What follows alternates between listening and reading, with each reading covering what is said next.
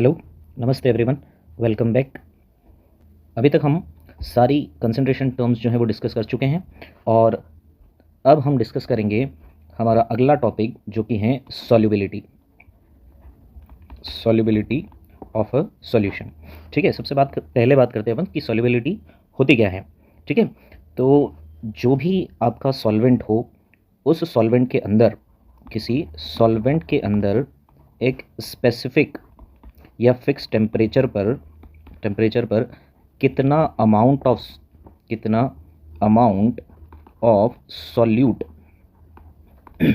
Dissolve हो सकता है। मतलब कितना अमाउंट के बारे में बात कर रहे हैं, मैक्सिमम कितना अमाउंट डिज़ोल्व हो सकता है, उसे हम बोलते हैं उस सॉल्यूशन की सॉल्युबिलिटी।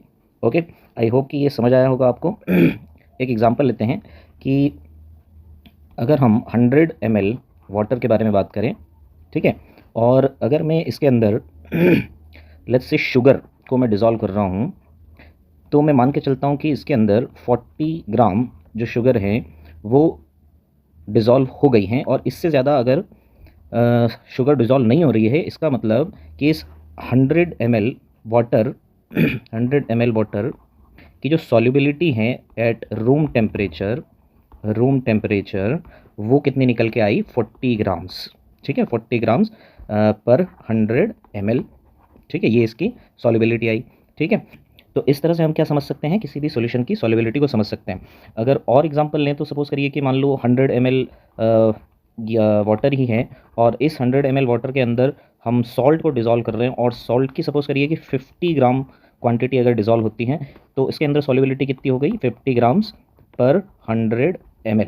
ठीक है, अब इसको आप 100 ml से 1000 ml में भी कन्वर्ट कर सकते हैं, है ना। 1000 ml मीन्स पर लीटर में भी कन्वर्ट कर सकते हो आप। ठीक है, लेकिन ये होगी क्या कि इस 50 ग्राम से ज़्यादा सॉल्ट इसके अंदर घुला हुआ नहीं हो सकता, और 40 ग्राम इधर शुगर से ज़्यादा डिज़ोल्व नहीं हो सकती। ये मैक्सिमम क्वांटिटी ऑफ सॉल्यूट ही होगा जो किसी सॉल्वेंट के अंदर डिज़ोल्व होगा किसी स्पेसिफिक टेम्परेचर के ऊपर। ओके, क्योंकि सॉल्युबिलिटी डिपेंड भी करती है टेम्परेचर के ऊपर। टेम्परेचर बदलेंगे तो सॉल्युबिलिटी बदल जाएगी।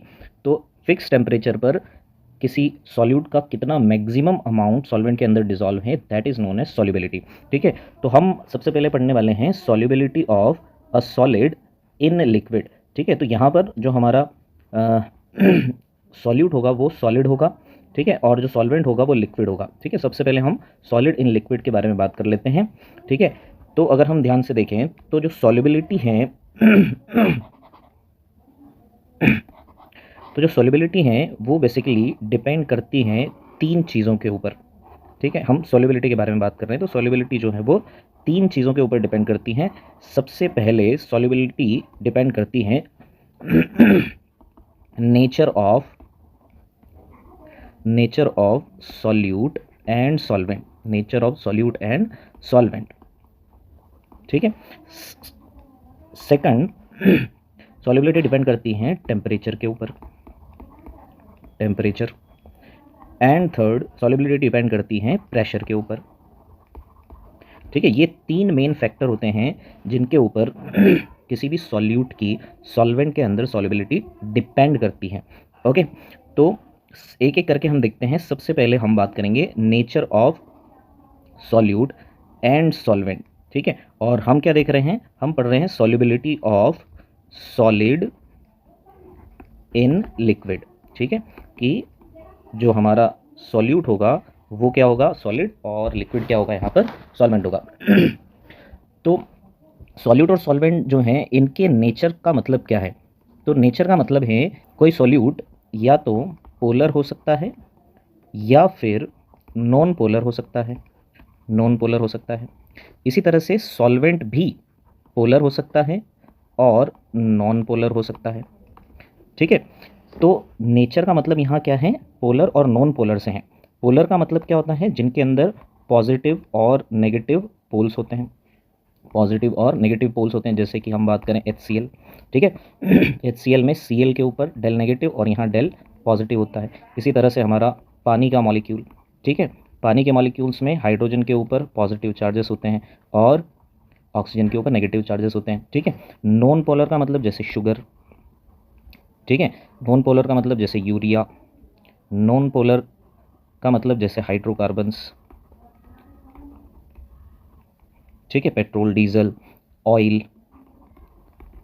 ठीक है। तो ये हो गए हमारे नॉन पोलर, ठीक है। तो इस तरह से हम बात करेंगे कि किसी सॉल्यूट और सॉल्वेंट के नेचर पे किस तरह से सॉल्युबिलिटी इनकी डिपेंड करती है। एक सिंपल सी लाइन हम याद रखेंगे और वो लाइन कहती है लाइक डिजॉल्व्स लाइक, ठीक है।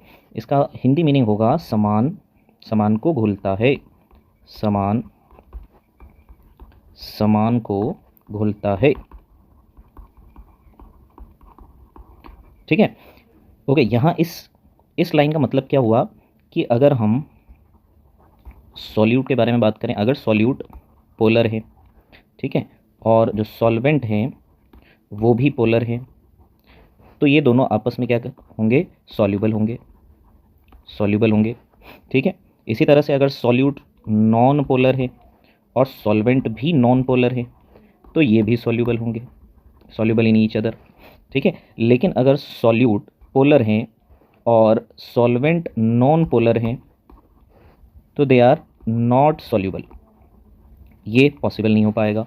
इसी तरह से अगर ये नॉन पोलर हैं और सॉल्वेंट पोलर हैं तो ये भी नॉट सॉल्यूबल होंगे, ठीक है। तो यहाँ से समझ आया हमें कि पोलर और polar, polar solute polar solvent के अंदर डिसॉल्व करते हैं, non polar solute non polar solvent के अंदर डिसॉल्व करते हैं, ये कहलाता है सॉल्यूट और सॉल्वेंट का नेचर, ठीक है। तो नेफ्थलीन जो है वो एक नॉन पोलर सॉल्वेंट है, ठीक है, और सॉलिड है। इसी तरह से एंथ्रासिन ये भी नॉन पोलर है, दोनों ही हाइड्रोकार्बन है, ठीक है। तो नेफ्थलीन और एंथ्रासिन जो कि कैसे हैं, नॉन पोलर हैं, ये डिसॉल्व करते हैं बेंजीन में जो कि अगेन नॉन पोलर है, लेकिन पानी के अंदर they do not dissolve because पानी हमारा पोलर हो गया, ठीक है। ये बात समझ आ गई, ठीक है। अगर हम बात करें बेंजीन की, तो बेंजीन का स्ट्रक्चर आप सभी को पता ही है।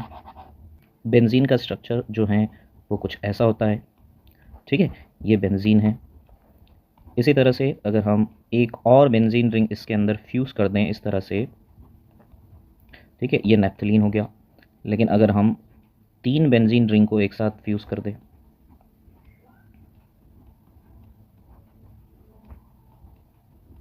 ठीक है, ये हो गया एंथ्रासिन, ठीक है।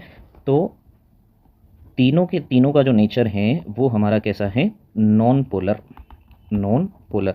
इस वजह से ये तीनों आपस में क्या करेंगे, डिसॉल्व कर जाएंगे। लेकिन पानी का मॉलिक्यूल क्योंकि कैसा है, पोलर नेचर का है, ठीक है। पानी का नेचर कैसा है, पानी का नेचर एक्चुअली में कैसा है, पोलर नेचर का है, जिसमें हाइड्रोजन्स के ऊपर जो है पॉजिटिव और ऑक्सीजन के ऊपर नेगेटिव चार्ज होता है। इस वजह से ये इसके अंदर डिसॉल्व नहीं करते हैं। अगर हम किसी सॉल्यूट को सॉल्वेंट के अंदर डिसॉल्व कर रहे हैं, सॉल्वेंट के अंदर डिसॉल्व कर रहे हैं और सॉल्यूशन बना रहे हैं, तो वो सॉल्यूशन जो है वो सैचुरेटेड भी हो सकता है, सैचुरेटेड भी हो सकता है, और वो सॉल्यूशन जो है अनसैचुरेटेड भी हो सकता है, अनसैचुरेटेड। सैचुरेटेड का मतलब क्या होता है, देखिए, सैचुरेटेड सॉल्यूशन ऐसे सॉल्यूशन होते हैं जिनके अंदर किसी फिक्स टेम्परेचर पर एक fix amount of solute dissolve करता है, ठीक है, किसी फिक्स अमाउंट ऑफ सॉल्वेंट में, ठीक है। तो यहाँ फिक्स टेम्परेचर होना चाहिए और उस फिक्स टेम्परेचर पर सॉल्यूट जो हैं वो भी फिक्स हैं और सॉल्वेंट जो हैं वो भी फिक्स होगा, ठीक है। तो ऐसे सॉल्यूशन जहाँ किसी फिक्स सॉल्वेंट में फिक्स टेम्परेचर पर फिक्स अमाउंट ऑफ सॉल्यूट घुला हुआ है उन्हें हम बोलते हैं सैचुरेटेड सॉल्यूशन। और फिक्स का मतलब क्या होगा कि ये सॉल्यूट जो हैं इसकी क्वांटिटी मैक्सिमम होनी चाहिए, ठीक है, मैक्सिमम क्वांटिटी ऑफ सॉल्यूट जो कि क्या है, फिक्स है, ठीक है, उसे हम क्या बोलेंगे, सैचुरेटेड बोलेंगे। या आप इसको ऐसे भी बोल सकते हो कि इस फिक्स अमाउंट ऑफ सॉल्वेंट के अंदर मैं और ज़्यादा सॉल्यूट नहीं डाल सकता, ठीक है, कि no more solute can be added, okay. और ज़्यादा सॉल्यूट को अगर आप एक फिक्स टेम्परेचर पर उस फिक्स अमाउंट ऑफ सॉल्वेंट के अंदर ऐड ना कर पाओ तो जो सॉल्यूशन बना वो बना आपका सैचुरेटेड सॉल्यूशन, ठीक है। इसी तरह से अनसैचुरेटेड सॉल्यूशन में क्या होगा, अनसैचुरेटेड सॉल्यूशन में हम और भी ज़्यादा more solute can be added, ठीक है। अगर हम एग्जांपल लें, मान लीजिए कि यार 1 लीटर वाटर हमने लिया, ठीक है। इस 1 लीटर वाटर के अंदर और 25 डिग्री सेल्सियस पर अगर 400 ग्राम्स ऑफ शुगर डिज़ोल्व हुई है, ठीक है, इससे ज़्यादा नहीं हो रही है, तो ये जो सॉल्यूशन बना ये बन गया सैचुरेटेड। ठीक है, लेकिन 400 ग्राम सॉल्यूशन बनाने के लिए 400 ग्राम शुगर घोलने से पहले हमने 100 ग्राम घोली होगी, फिर हमने 200 ग्राम घोली होगी, फिर हम 300 ग्राम घोली होगी। तो ये जो सारे सॉल्यूशन हमने डिफरेंट अमाउंट ऑफ सॉल्यूट डाल के बनाए, इन सब सॉल्यूशंस को क्या बोलेंगे? अनसैचुरेटेड। ठीक है, ये सारे के सारे सॉल्यूशन अनसैचुरेटेड सॉल्यूशंस कहलाएंगे। ठीक है, जिसके अंदर हम और ज़्यादा अमाउंट ऑफ सॉल्यूट घोल सकें उस डिफिनेट टेम्परेचर के ऊपर। ठीक है, सैचुरेटेड सॉल्यूशन में सॉल्यूट जो है वो डायनामिक इक्विलिब्रियम में होता है। ठीक है, डायनामिक इक्विलिब्रियम का मतलब क्या होगा कि ये आपका सॉल्वेंट हो गया, सपोज करते हैं कि ये वाटर है। ठीक है, और इस वाटर के अंदर आपने घोला हुआ है शुगर। ठीक है, तो शुगर की कुछ क्वांटिटी जो है वो हम मानते हैं अनडिजॉल्व फॉर्म में है, नीचे कुछ बैठी हुई है। ठीक है, और पार्टिकल जो हैं शुगर के वो घुले हुए हैं पानी के अंदर।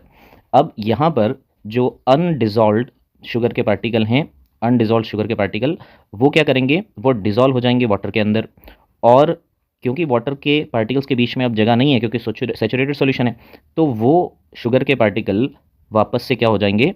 सॉलिडिफाई हो जाएंगे, और इस तरह से अनडिजॉल्व शुगर और डिजॉल्व शुगर इन दोनों के बीच में एक डायनेमिक इक्विलिब्रियम भी एस्टेब्लिश होगा। ठीक है, तो ये भी हमें ध्यान रखना है कि at the saturated solution, at the time of saturation, this undissolved solute and dissolved solute are in equilibrium. Okay, so जो नेक्स्ट फैक्टर हम डिस्कस करेंगे वो है इफेक्ट ऑफ टेम्परेचर।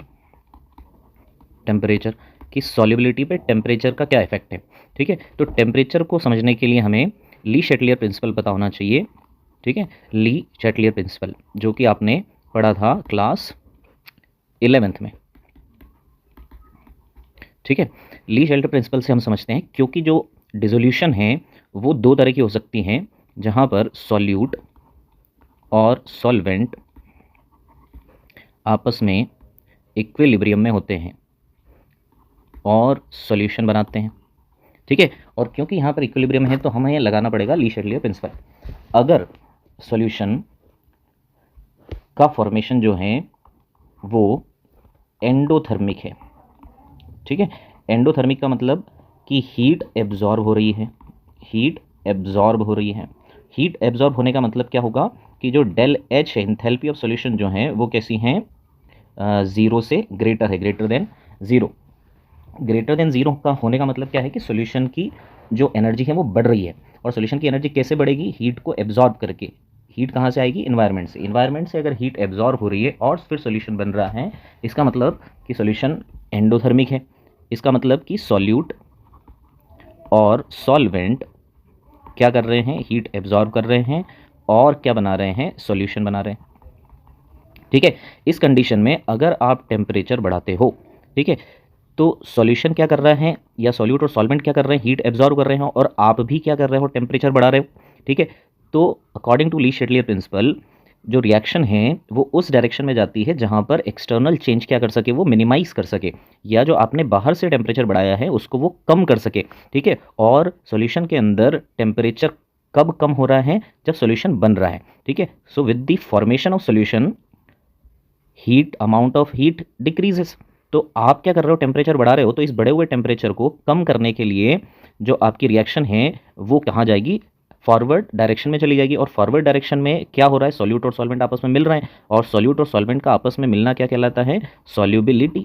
ठीक है, इसका मतलब हुआ कि सॉल्युबिलिटी क्या कर रही है? इंक्रीज कर रही है। ठीक है, आई होप कि आपको समझ आया होगा कि एंडोथर्मिक, हीट एब्जॉर्ब हो रही है, और आप भी क्या कर रहे हो? टेम्परेचर बढ़ा रहे हो, तो सॉल्यूशन बनने के साथ में वो हीट एब्जॉर्ब होती जा रही है। इसका मतलब कि सॉल्युबिलिटी बढ़ती जाएगी, रिएक्शन हमारी फॉरवर्ड डायरेक्शन में चली जाएगी। तो अगर एंडोथर्मिक डिसोल्यूशन है तो solubility increases with rise in temperature. लेकिन अगर जो डिसोल्यूशन है वो एक्सोथर्मिक है, एक्सोथर्मिक का मतलब कि सॉल्यूट लिया आपने और जब आप सॉल्वेंट ले रहे हो, दोनों को जब आप डिसॉल्व कर रहे हो, तो जो सॉल्यूशन बन रहा है उस सॉल्यूशन के बनने के साथ में हीट जो है वो बन रही है। ठीक है, और जब हीट बनेगी और आप भी क्या करोगे? टेम्परेचर को बढ़ा दोगे, तो रिएक्शन आपके बढ़ाए हुए टेम्परेचर को मिनिमाइज करने की कोशिश करेगी, कम करने की कोशिश करेगी। और टेम्परेचर कम किधर है? जब सॉल्यूट और सॉल्वेंट हैं, तब रिएक्शन का या आपके सॉल्यूशन का, आपके मिक्सचर का टेम्परेचर कम है, सॉल्यूशन बनने के साथ में हीट आपके सॉल्यूशन के अंदर बढ़ रही है, ठीक है। और जब आप टेम्परेचर बढ़ाओगे तो इस बढ़े हुए टेम्परेचर को कम करने के लिए सॉल्यूशन सॉल्यूट और सॉल्वेंट में बनता जाएगा। इसका मतलब ये हुआ कि सॉल्युबिलिटी जो है, सॉल्युबिलिटी क्या हो गई है, डिक्रीज हो गई है, ठीक है। आई होप कि एक्सोथर्मिक और एंडोथर्मिक का कॉन्सेप्ट तो आपको समझ आया होगा। आपको क्या करना है, ली शेडलर प्रिंसिपल लगाना है, जहां पर जो एक्सटर्नल चेंज आप कर रहे हो उस एक्सटर्नल चेंज को रिएक्शन मिनिमाइज करने के लिए देखती है और फॉरवर्ड और बैकवर्ड जाती है, ठीक है। अब अगला फैक्टर है फैक्टर नंबर 3, जो कि है प्रेशर, ठीक है, कि सॉल्युबिलिटी जो है वो प्रेशर से कैसे अफेक्ट करती है। तो क्योंकि हमारे पास जो सॉल्यूट है वो सॉलिड है और जो सॉल्वेंट है वो हमारे पास लिक्विड है, ठीक है। और हमें पता है कि सॉलिड और लिक्विड दोनों ही प्रेशर से क्या होते हैं, इनकम्प्रेसिबल होते हैं, इनकम्प्रेसिबल। तो क्योंकि प्रेशर का दोनों के ऊपर कोई इफेक्ट नहीं होता है, इस वजह से प्रेशर जो है इस तरह के सॉल्यूशन पे काम नहीं करता है और हम बोल सकते हैं कि there is no effect of pressure on the solubility of solid in liquid. कि जब सॉल्यूशन आपका सॉलिड सॉल्यूट होगा और लिक्विड आपका सॉल्वेंट होगा, इस तरह के सॉल्यूशन में प्रेशर जो है कोई प्रभाव सॉल्यूशन के ऊपर नहीं डाल पाएगा। प्रेशर के बदलने से सॉल्युबिलिटी में किसी भी तरह का चेंज नहीं होगा। तो ये हमने देखे 3 फैक्टर्स, ठीक है। पहला फैक्टर जो था वो nature of solute and solvent, nature. दूसरा हमने टेम्परेचर देखा, ठीक है। और तीसरा हमारा प्रेशर है, ठीक है। ये तीनों आपको याद रखने हैं। इन 3 चीज़ों के ऊपर सॉल्युबिलिटी डिपेंड करती है। चलिए अब हम बात करते हैं सॉल्युबिलिटी ऑफ गैसेस, ठीक है, गैसेस इन लिक्विड। यहाँ हम देखेंगे कि गैसेस जो हैं वो हमारे क्या होंगे, सॉल्यूट होंगे और लिक्विड क्या होगा, सॉल्वेंट होगा, ठीक है। और इस तरह से जो सॉल्यूशन बनेगा उस सॉल्यूशन को बोलेंगे solution in which gas dissolves in liquid, okay. अब अगर हम बात करें गैसेस डिजॉल्व इन लिक्विड की, तो हमारे पास कुछ एग्जांपल्स आते हैं, जैसे कि सोडा वाटर, ठीक है, सोडा वाटर हो गया, ठीक है, या कोल्ड ड्रिंक हो गए, कोल्ड ड्रिंक्स, ठीक है। ये सारे एग्जांपल्स हैं हमारे गैसेस इन लिक्विड के। तो ये सॉल्यूशन भी 3 फैक्टर्स पे डिपेंड करता है, ठीक है, कि देयर आर 3 फैक्टर्स जो जो डिसाइड करते हैं solubility of gases in liquid. सबसे पहले nature of solute and solvent, ठीक है। तो सॉल्यूट और सॉल्वेंट के नेचर की अगर अपन बात करें तो यहाँ पे जो गैसेस होंगी, गैसेस, अगर वो गैसेस कैसी हैं, रिएक्टिव हैं, रिएक्टिव मतलब रिएक्टिव विद सॉल्वेंट, ठीक है। अगर सॉल्वेंट के साथ में वो रिएक्टिव हैं तो दे आर सॉल्यूबल, और अगर वो रिएक्टिव नहीं है सॉल्वेंट के साथ में तो दे आर नॉट सॉल्यूबल, ठीक है। जैसे कि एग्जांपल लेते हैं हम कि अगर हम कार्बन डाइऑक्साइड की बात करें तो CO2 जो है, अगर हम उसको पानी के अंदर घुल रहे हैं या पानी के अंदर उसे हम डालें तो जो सॉल्यूशन बनता है उसके अंदर H2CO3 कार्बोनिक एसिड बन जाता है, ठीक है। और क्योंकि ये रिएक्शन हो रही है, यहाँ से हमें पता चलता है कि कार्बन डाइऑक्साइड गैस जो है वो डिजॉल्व करती हैं पानी के अंदर। इसी तरह से अगर हम बात करें अमोनिया की, ठीक है, तो अमोनिया को अगर हम पानी के अंदर डाल दें तो जो हमारा सॉल्यूशन बनता है वो बनता है NH4OH अमोनियम हाइड्रोक्साइड, ठीक है। और क्योंकि अमोनियम हाइड्रोक्साइड बन जाता है और ये एक वीक बेस है, इसका मतलब अमोनिया जो है वो क्या करेगी, अमोनिया गैस जो है वो सॉल्यूबल है, ठीक है। इसी तरह से अगर हम HCl गैस के बारे में बात करें, ठीक है, तो HCl गैस जो है इसको जब हम पानी के अंदर डालेंगे तो क्या बन जाएगा, H3O पॉजिटिव बन जाएगा, ठीक है। और इस तरह से हम समझ सकते हैं कि HCl गैस भी पानी के अंदर डिजोल्व करेगी। तो ऐसी गैसेस जो सॉल्वेंट के साथ में रिएक्शन करती हैं वे सारी की सारी गैसेस क्या करेंगी, सॉल्यूबल होंगी। तो इस तरह से nature of solute and solvent भी मायने रखता है जब हम बात करेंगे गैसेस डिजोल्व इन लिक्विड के बारे में, ठीक है। द नंबर 2 नेक्स्ट फैक्टर जो है हमारा वो है सबसे बड़ा प्रेशर, ठीक है। प्रेशर जब हमने सॉलिड इन लिक्विड के बारे में पढ़ा था, तो वहाँ क्योंकि दोनों ही इनकम्प्रेसिबल थे तो प्रेशर का कोई इफेक्ट नहीं पड़ा था। लेकिन यहाँ क्योंकि हम गैसेस के बारे में बात कर रहे हैं तो गैसेस जो हैं वो अफेक्ट करती हैं प्रेशर से। तो प्रेशर हम बढ़ाएंगे with the increase in pressure, तो जो सॉल्युबिलिटी हैं गैसेस की, सॉल्युबिलिटी ऑफ गैसेस, वो भी क्या करती हैं, इंक्रीज करती हैं। ऐसा क्यों होता है? क्योंकि जो आपका लिक्विड का सरफेस है, उस लिक्विड के सरफेस के ऊपर, इस लिक्विड के सरफेस के ऊपर जो गैसेस का प्रेशर है, या फिर आप बोलो कि अगर बढ़ा दोगे आप प्रेशर को, अगर प्रेशर को बढ़ा दोगे तो इस लिक्विड की सरफेस के ऊपर पर यूनिट एरिया में number of gaseous particle, gas particle, वो भी क्या कर जाएंगे, बढ़ जाएंगे। ठीक है, और वो उस सरफेस के ऊपर और ज़्यादा प्रेशर डालेंगे और क्या करते जाएंगे, उस लिक्विड के अंदर डिज़ोल्व करते जाएंगे। तो ये भी हमें पता होना चाहिए कि प्रेशर के बढ़ने से सॉल्युबिलिटी कैसे बढ़ रही है, क्योंकि जब हम प्रेशर बढ़ाते हैं तो लिक्विड की सरफेस पर यूनिट एरिया में number of particles of gases बढ़ जाते हैं, और इस वजह से ज़्यादा पार्टिकल्स क्या करते हैं, गैस के लिक्विड के अंदर चले जाते हैं टू मिनिमाइज दैट प्रेशर। ठीक है, सो इस वजह से जो सॉल्युबिलिटी है वो बढ़ जाती है। ठीक है, ये रीज़न हमें ध्यान रखना है। तो अगर गैसेस लिक्विड के अंदर डिज़ोल्व करती है तो हमें ये भी पता होना चाहिए कि कितने अमाउंट ऑफ लिक्विड के अंदर कितनी गैस जो है वो डिज़ोल्व होगी। ठीक है, और क्योंकि हम गैस के बारे में बात कर रहे हैं तो गैसेस का वॉल्यूम फिक्स नहीं होता है। ठीक है, कोई शेप फिक्स वगैरह नहीं होता है। तो हम कैसे डिसाइड करें कि कितनी अमाउंट ऑफ गैस जो है वो लिक्विड के अंदर डिज़ोल्व है? तो इसके लिए साइंटिस्ट आए जिनका नाम था हेनरी, और हेनरी ने जो है अपना लॉ दिया, और उन्होंने क्या कहा, उन्होंने क्वांटिटेटिव एनालिसिस बताया कि किस तरह से प्रेशर जो हैं वो और जो सॉल्युबिलिटी ऑफ गैसेस हैं वो एक दूसरे से किस तरह से लिंक्ड है। और उन्होंने बताया कि जो पार्शियल प्रेशर है, ठीक है, किसी भी गैस का, उसके लिक्विड के सरफेस के ऊपर उसके प्रोपोर्शनल होता है कि कितना अमाउंट ऑफ गैस पानी के अंदर या किसी लिक्विड के अंदर डिज़ोल्व करेगा। इसका मतलब जो सॉल्युबिलिटी है, ठीक है, सॉल्युबिलिटी वो होती हैं proportional, solubility of gas in liquid वो प्रोपोर्शनल होती हैं किसके, pressure, partial pressure of the gas के।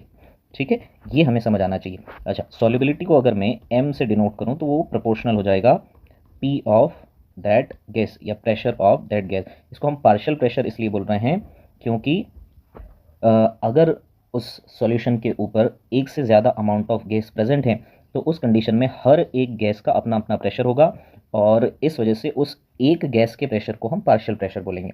ठीक है, तो जो उस गैस की सॉल्युबिलिटी है उस लिक्विड के अंदर वो उसके अपने प्रेशर के ऊपर डिपेंड करती है। ठीक है, तो अगर हम यहाँ से इसको समझें या इसको मैथमेटिकली लिखें तो partial pressure of the gas जो होगा, जो कि P होगा, पार्शियल प्रेशर अगर मैं कंपोनेंट 1 मान रहा हूँ तो partial pressure of the component 1 या of gas 1 is proportional to its mole fraction. ठीक है, उसी गैस के मोल फ्रैक्शन के प्रोपोर्शनल होगा। ठीक है, तो अगर प्रोपोर्शनलिटी का साइन हटाएं तो क्योंकि हेनरी ने ये लॉ दिया है तो यहाँ पर एक कांस्टेंट आएगा KH जो कि होगा हेनरीज कांस्टेंट। ठीक है, KH यहाँ क्या होगा, हेनरीज कांस्टेंट। ठीक है, so P1 is equals to KH x1। ठीक है, या P is equals to KH x। ठीक है, अब ये जो हेनरी का कांस्टेंट है KH, ये अलग अलग गैसेस के लिए, डिफरेंट गैसेस के लिए जो वैल्यू हैं वो भी क्या होगी, डिफरेंट होगी। ठीक है, ऑक्सीजन के लिए KH की वैल्यू अलग होगी। ठीक है, और ये डिफरेंट होगी एट सेम टेम्परेचर। ठीक है, सेम टेम्परेचर पर, कि अगर हम सेम टेम्परेचर की बात करें, मान लेट्स से 25 डिग्री सेल्सियस। ठीक है, 25 डिग्री सेल्सियस है और दो गैसेस हैं ऑक्सीजन और कार्बन डाइऑक्साइड। तो ऑक्सीजन और कार्बन डाइऑक्साइड अगर हैं तो KH की वैल्यू ऑक्सीजन की 25 डिग्री सेल्सियस पर कुछ अलग होगी, कार्बन डाइऑक्साइड की कुछ अलग होगी। ठीक है, अगर हम टेम्परेचर अलग कर देंगे या टेम्परेचर को कम ज़्यादा कर देंगे तो ऑक्सीजन के KH की वैल्यू अलग बन जाएगी और कार्बन डाइऑक्साइड के KH की वैल्यू भी अलग हो जाएगी। ठीक है, तो इसीलिए हम बोल रहे हैं कि सेम टेम्परेचर पर अलग अलग गैसेस के लिए KH की वैल्यू भी क्या होगी, अलग अलग होगी। ठीक है, अगर हम बात करें कि किसी एक प्रेशर को अगर हम कांस्टेंट कर दें, तो जो KH की वैल्यू है, ठीक है, वो जितनी ज़्यादा होगी KH की वैल्यू जो है वो जितनी ज़्यादा होगी उस गैस की सॉल्युबिलिटी जो है, सॉल्युबिलिटी वो उतनी ही कम होगी। ठीक है, इसको थोड़ा समझते हैं अपन कि ये क्या हो गया। ठीक है, अगर आप देखो फॉर्मूले को, तो फार्मूला कहता है कि P is equals to KHX, और हम बोल रहे हैं कि प्रेशर को हमने कांस्टेंट कर दिया। ठीक है, लेट्स से कि प्रेशर हमने वैल्यू रखी 10। ठीक है, अब 10 लाने के लिए हम KH की वैल्यू को मान लेते हैं कि 5 था। ठीक है, तो X को कितना होना पड़ेगा, 2। ठीक है, इसी तरह से अगर हम KH की वैल्यू को क्या करते हैं, कम कर लेते हैं। ठीक है, तो प्रेशर तो हमने कांस्टेंट रखा, अगर मैं KH की वैल्यू को कम करके 2 कर दूं, ठीक है, तो X की वैल्यू बढ़नी चाहिए, और X की वैल्यू कितनी आ जाएगी, 5। तभी ये 5 2 जा कितने हो जाएंगे, 10। तो इससे हमें क्या पता चला कि अगर KH की वैल्यू ज़्यादा होती है, KH की वैल्यू अगर ज़्यादा होती है तो X की वैल्यू कम होती है, या मोल फ्रैक्शन की वैल्यू कम होती है। मोल फ्रैक्शन की वैल्यू कम मतलब सॉल्युबिलिटी कम। ठीक है, और ये बात कहाँ हो रही है, कांस्टेंट प्रेशर पर हो रही है। ठीक है, अगर प्रेशर कांस्टेंट है तो KH की वैल्यू अगर ज़्यादा ले रहे हैं हम, या हायर वैल्यू ऑफ KH हैं, तो सॉल्युबिलिटी उस समय कम होगी। ठीक है, तो higher the value of KH at given pressure, lower is the solubility of liquid. ठीक है, ये हम ध्यान रखेंगे। अगर हम थर्ड फैक्टर के बारे में बात करें जो कि है टेम्परेचर, तो टेम्परेचर जो है उस पर भी सॉल्युबिलिटी ऑफ गैस डिपेंड करता है। और वो कैसे करता है, टेम्परेचर जो है अगर हम बढ़ाएंगे तो जो सॉल्युबिलिटी हैं वो क्या हो जाएगी, कम हो जाएगी। ऐसा क्यों हो रहा है, क्योंकि टेम्परेचर बढ़ाने से जो काइनेटिक एनर्जी है, kinetic energy of the molecules वो क्या हो जाती हैं, बढ़ जाती हैं। Kinetic energy of the molecules बढ़ने से जो आपके गैसेस के मॉलिक्यूल हैं उनका मोशन बढ़ जाएगा।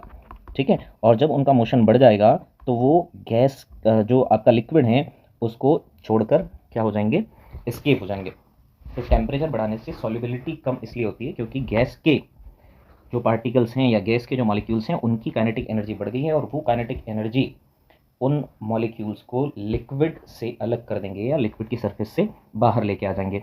इस वजह से जो आपकी एक्वेटिक लाइफ है, ठीक है, एक्वेटिक लाइफ मतलब मैरीन लाइफ, या हम बात करें कि जो पानी में रहने वाले जो जीव जंतु हैं जो कि ऑक्सीजन का इस्तेमाल करते हैं, they are more comfortable in cold water.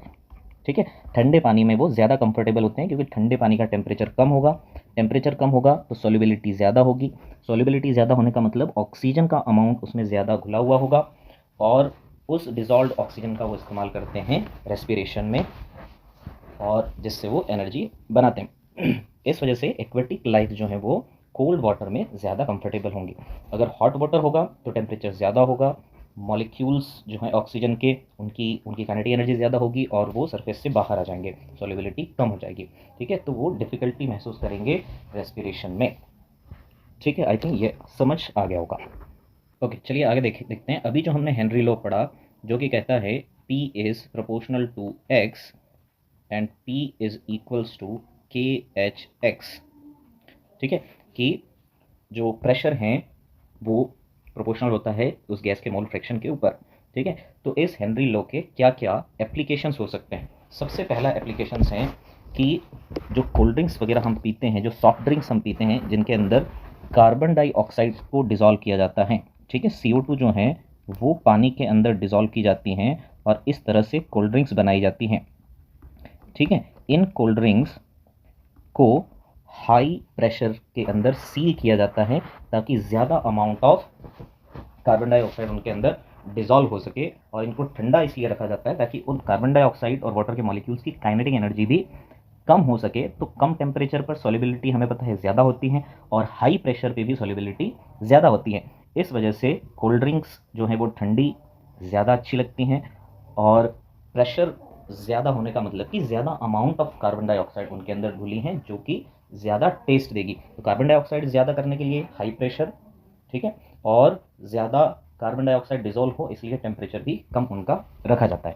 ठीक है, तो जो बॉटल्स हैं वो हाई प्रेशर पे सील की जाती है। सेकंड जो हमारा एप्लीकेशन है वो है स्कूबा डाइवर्स। ठीक है, स्कूबा डाइवर्स क्या होते हैं, स्कूबा डाइवर्स जो हैं वो डीप सी के अंदर जो भी मिशंस होते हैं उनको कंप्लीट करते हैं और वो अपने साथ में ऑक्सीजन सिलेंडर लेके जाते हैं पानी के अंदर सांस लेने के लिए। अब एक बात जो हमें ध्यान रखनी है कि अगर हम पानी के अंदर जाएं, ठीक है, तो प्रेशर जो है वो बढ़ता है, ठीक है, तो प्रेशर इंक्रीजेस, ठीक है, जैसे जैसे हम पानी के अंदर जाते हैं, डीप अंडर द वाटर, ठीक है, अंडर द वाटर, ठीक है, pressure increases with the depth, ठीक है। तो प्रेशर अगर ज़्यादा होगा तो गैसेस की जो सॉल्युबिलिटी है वो भी ब्लड के अंदर ज़्यादा होगी। और अगर एक नॉर्मल सिलेंडर है जिसके अंदर नॉर्मल रेशियो में गैसेस को मिक्स किया गया है, जो कि नॉर्मल अगर हम एटमॉस्फेयर में जो गैसेस का रेशियो होता है उसी रेशियो में अगर सिलेंडर को भरा गया है जिसमें नाइट्रोजन की कंसंट्रेशन ज़्यादा होगी, तो हाई प्रेशर पर नाइट्रोजन का जो सॉल्युबिलिटी है, ठीक है, हाई प्रेशर पर जो नाइट्रोजन की सॉल्युबिलिटी है वो भी क्या हो जाती हैं, बढ़ जाती हैं।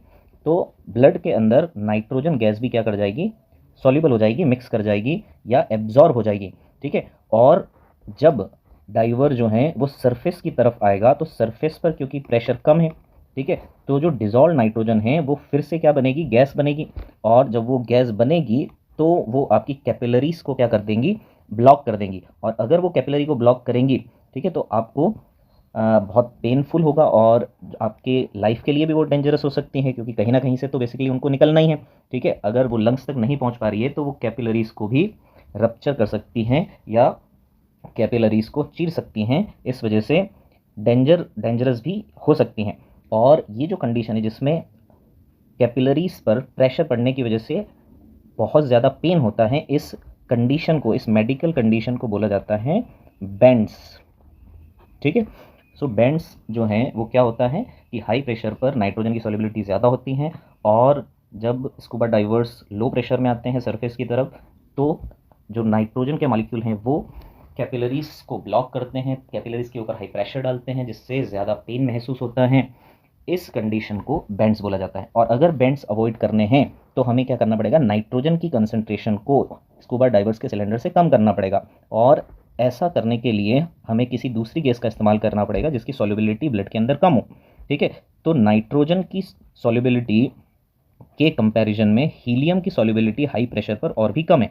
तो अगर हम नाइट्रोजन के कुछ परसेंटेज को कट करके उसमें हीलियम डाल दें, ठीक है, जैसे कि नाइट्रोजन हम 56.2% ही रखें, उसकी जगह हम हीलियम को डाल दें 11.7%, ठीक है, अलॉन्ग विद ऑक्सीजन 32.1%, तो जो सॉल्युबिलिटी है ब्लड के अंदर वो दूसरी गैसेस की कम हो जाएगी, नाइट्रोजन की भी कम हो जाएगी और जो बैंड्स वाली कंडीशन है वो कंट्रोल हो जाएगी और जो स्कूबा डाइवर्स हैं वो सेफ़ महसूस करेंगे, अच्छा महसूस करेंगे, उन्हें कोई ब्रीदिंग में प्रॉब्लम नहीं आने वाली।